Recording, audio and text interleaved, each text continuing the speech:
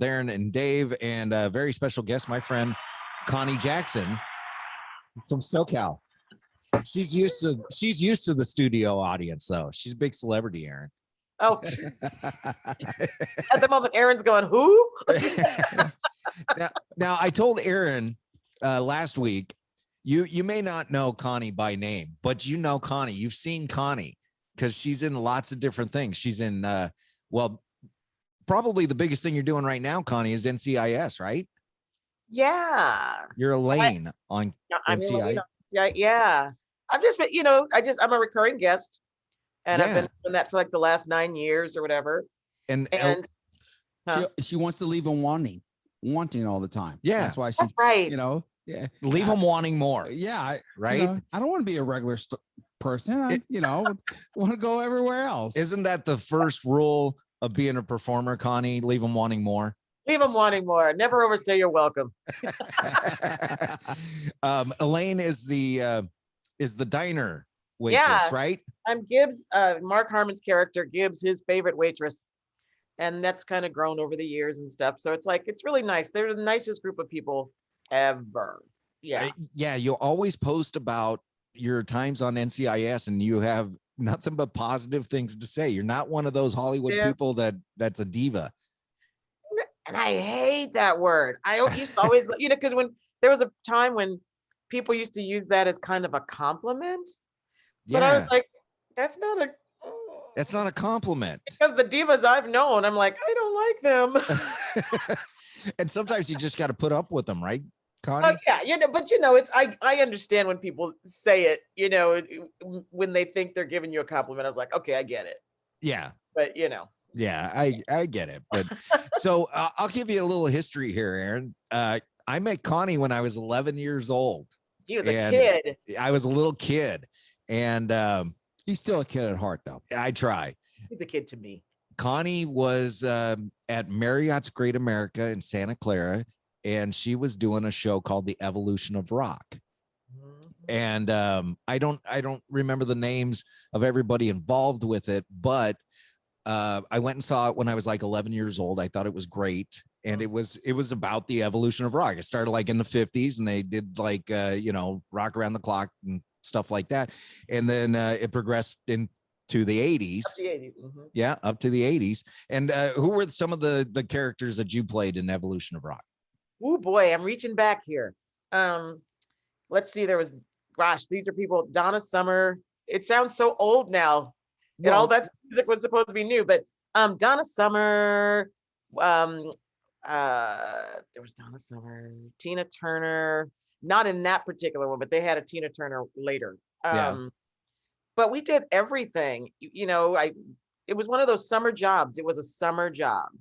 And that's where I got all of my lifetime friends. That's why I still know David, you know, like, you think something's going to be like this little cheesy summer job, but it ends up being like one of the best experiences of your life. Well, the whole crew was pretty influential on me, about leading me down what I wanted to do and that sort of thing. And it definitely turned me on to music because it was all this different music crammed into one show, 50s through the 80s. But so I was so into the show, I got home and my mom said, hey, write them a letter. You should write them a letter. So I wrote the cast a letter and I got a call from, and I can't remember her name, but she was like the secretary to some vice president or something. She said, we want to, do you know who I'm talking about, Connie? I remember people from the office because I worked at that park in Chicago, but when I met you, I had come out to California for the summer. And after that summer, that's when I decided to move to California a couple years later. I got you. I think it was somebody in entertainment or something. Yeah. And she was a very nice lady. We had lots of lunches with her. And she said, we want to invite you down to the park and hang out with the cast and crew and all that. And I met some just amazing people. And, I was thinking about this yesterday when I was thinking about this interview, which is there's certain things that happen in life where it's just lightning in a bottle, and a certain crew of people, regardless of where you're working or whatever, a certain crew of people come together that are just perfect. and it's you make these lifetime friendships, and it was just an amazing time, and it can't be recreated. It's just, it has to come together naturally, and that's what that crew from Evolution of Rock really was. And we're all still friends. Most of us, the majority of us we still keep in touch. We still see each other. A bunch of us are going to end up in the desert retired together, you know. It's true, because we all keep in touch. You're going to start a Evolution of Rock commune. Yeah, right. a little senior community. Well, now I don't want to downplay. Well, first of all, I want to get this one out of the way. We gotta, I can't talk about Evolution of Rock without bringing up one of the most amazing people that I've ever met, which was Julie Romano. And you'll agree with me on that. Romero, yes. Or Romero, sorry, Yeah, Romero. yeah. She was this amazing young woman, probably younger than everybody else in the crew, I think. She was like maybe a year. We were close. Oh, were you? Okay. She was very bubbly, and yeah, she was a beautiful dancer, and just, I mean, you know, she was just bubbly, and she was always like that. It wasn't fake and whatever, but we all still miss her. Yeah. Now, Julie passed away. She had a brain tumor. Yeah. She passed away in the 80s. And, but you can't, I mean, when I talk to any of you guys from that era, her name always comes up. We've never forgotten Julie, because she was just such this amazing person. Yeah. We still keep in touch with her family too. Do you? Yeah. Awesome. We still keep in touch. I'm telling you, it's just like you said, lightning in a bottle. Yeah. You know, like I said, you think it's just this summer job. Yeah. And you end up with these amazing connections. And I get the feeling that if Julie was here today, she'd be the cheerleader. She'd be the one getting everybody together. Am I right? Yep. Yeah. So so I kept in touch with another guy named Kenny Ingram, and he went on to he went on to New York, which was always his dream. And he made it on Broadway in The Lion King. And he's a choreographer now. He's doing a lot of stuff now as a choreographer. Yeah, he's an amazing dancer, and he's just very talented, and once again, another nice guy. So I found Kenny on Facebook after so many years. I found Kenny on Facebook, and I sent him this message, and he says, "I'm sorry, I really don't remember, but post some pictures. Maybe that'll jog my memory." Yep. So I did. There's a picture of me with the whole cast. And what I didn't realize was it kind of opened up Pandora's box, because Connie contacted me, and Lisa Todd contacted me, and someone else contacted me. And I was like, wow. Yeah, we all kind of chimed in. It was like, wow, that's a picture from when we were kids. Yeah, exactly. And here's a little 11-year-old David standing in front. So I love that picture, by the way. So Connie and I start talking. I give her a call, and I said, "So what are you doing now?" And she blew me away with the answer. I don't know if you remember the answer, but was I with Phil? Huh? Was I with Phil? Yeah. Okay. Yeah. You want to tell him? Here, we'll just play it out. So Connie, what are you doing now? Oh, I'm on tour with Phil Collins. There you go. I'm like, what? No way. And she says, yeah, I'm actually in the DVD of the First Farewell. It was called the First Farewell. Finally, the First Farewell tour. Right. And I went, wait a minute. I've got that DVD. I've watched that multiple times. I never noticed that. And then I went back and watched it and went, wow, I had no clue. And I don't know why I didn't pick up on your name when he introduced you, but there you are singing backup for Phil. So you got these. She always posts these great pictures. I remember the pictures from like Tel Aviv and Moscow, you touring around with Chester. And I'm so envious. I'm so envious, because these are some of my favorite musicians are Chester Thompson. Mm-hmm. Yeah. Chester Thompson. He's the drummer. Daryl Sturmer. Yep. And Lee Sklar. Lee Sklar. Leland played on my record. Did he really? Yeah, Leland is playing bass on my record, and so is Luis Conte did percussion. Oh, nice. He toured with us with Phil, and just I got lucky with the people that are on the record. lucky. So how do you how did you like working for Phil? He's the best. I adore him. That's another family. That's like a real family. Um, and we traveled with him on the private jet. We stayed where he stayed. It wasn't like, oh, okay, let's put the band over there. We stayed where he stayed, and they took care of us. You didn't have to get on the broken down bus while Phil climbed on the private jet. See you in a couple days. Yeah. I know, right? Yeah. No, but I mean, that was my first time touring with anybody. I haven't toured with a bunch of people. That was the big one. Phil was the big one, where I did that tour in 2004 and 2005, and then we got together again in 2010. Yeah, he did the Motown thing, if I remember. Yeah, and he wasn't meaning for that to be a big tour, but it kind of turned into a mini one. We only did like 3 cities or something like that. Yeah, I But- remember. I wanted to go see that, but I couldn't make it. Yeah, I adore him, and I was glad I got to see him when they did the last show of his Not Dead Yet tour. Yeah, Before the quarantine. right. They did their last show in Vegas in October of 2019. It's so weird to say 2019. It's like, where did that year go? And so I went and got to say hi because I hadn't seen him in a while, and it was just really lovely to see everybody and all of that, and just cool. There was a lot of crying from everybody because I hadn't seen people in a while, and he's just a really cool man. Yeah. Just a really he cool seems guy. like he is. Now, another thing that you are known for is being in Dreamgirls. A long time ago. Long time ago. But I wasn't with I did a revival on Broadway. So I wasn't with the Jennifer Holidays and all that, but I was with a bunch of other great people. So Yeah, it's amazing how you come across all these really talented people when you run in these circles. David? You know what? I have to say, and I there's no other way to say it. Working at the theme park prepared me for hopping into Broadway. Did it really? Because at the time, you know how theme parks now, all the music is canned and all of that kind of stuff. Right. It wasn't canned back then. Mhm. We had a full orchestra at a theme park. You did. I remember that.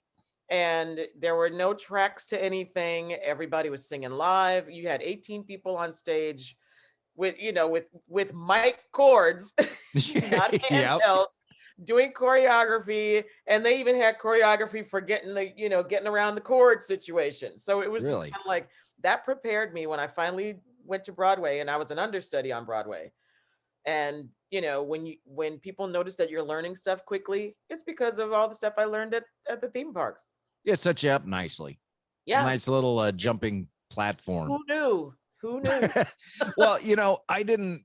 When I was meeting y'all at 11 years old, I never thought that, I was meeting future, showbiz people. Mhm. I mean, can we talk about some of the stuff that people have done from Evolution of Rock? I mean, is that okay? Well, I mean, Okay, the first one that comes to mind is your friend Lisa. Is Lisa. She was on In Living Color a long time ago as one of the Fly Girls. Right. And has since become an entrepreneur, businesswoman in her own right. She started a jewelry company and she did all this other stuff. She's great. And we're going to end up living in the desert together. A bunch of us already, we're gonna sell our house and move out there, hopefully within a few months. But there are some of them that are already there. Yeah. And all within a mile of each other. So that's what's going to be funny. Little old people together. Isn't that crazy? That still kind of blows me away that these people that you knew from 1982, you're all moving to the same area. I mean, you're connected all through life. We were all in our 20s then when we met you. What was that? 80? That was 82. Yeah. So I was 22. Oh, wow. I'm 61 now. Well, you don't look a day over 33. God bless you. No, you do look good. You do look good. So Lisa Todd, she was a fly girl, and Mhm. I every once in a while I watch the old In Living Colors because they're funny, Mhm. and I my son will be sitting there. I go, I know her. That's Lisa. Still Nobody. gorgeous, still gorgeous as ever. Oh, beautiful woman. Still. Um, and And like then a lot of other people went into like producing different things or whatever. I don't have a list in my head, but some got out of the business and went another way. And Rick got out of the business and became an exec at the Grammys and all that kind of stuff. And who else? well, They kind of scattered. Yeah, and then there was Jeff. I briefly spoke with him on Facebook. He doesn't remember me, but Jeff. he's off. Jeff Chartrand. Oh my gosh, I haven't seen him since probably 1982. Oh wow, yeah, he's like a teacher now or something like that. Oh wow, So, that's awesome. yeah. So, but you guys are always connected. So, and even though this is maybe not one of the most Phil Collins NCIS famous things, you were even playing Aretha Franklin at Universal, right? Yeah. I mean, what's funny? That job came along and it was perfect because it was at a time where, you know, I've never had to, nothing wrong with it, but I've never had to be a waitress or anything. That was my bread and butter job for a long time. And I could go off and do and tour. When I came back after touring with Phil, Mm-hmm. I went back to my spot in the Blues Brothers at Universal. Oh, awesome. And, so that was it. Those kind of jobs are few and far between. And I don't know if anybody does that anymore. But we could go off and do stuff. I could go off and do a commercial and, you had your sub come in. So it was perfect. Yeah. And, I'm thankful for all those kind of jobs because they helped Keep the ball rolling. Exactly. Yeah. I mean, Yeah. and Connie does commercials too. The one that comes to mind is the pumpkin spice commercial, because you got that look on your face. This woman's like buying just cases of pumpkin spice creamer or something like that. And Oh my God, that was a long time. yeah, Yeah, that was a it long was a time few ago. years ago, but Connie's But the yeah, checkout person, and she kind of gives her this look like, what are you doing? we became friends off of that spot. We're still friends. Oh, really? Wow. I pick up friends with my jobs. I pick up friends. I Yeah. collect. And see, so like I'll just be watching TV, and then all of a sudden you go, is that Connie? Oh, that's Connie. Look. So But it's really cool though, because it's like I still love what I do.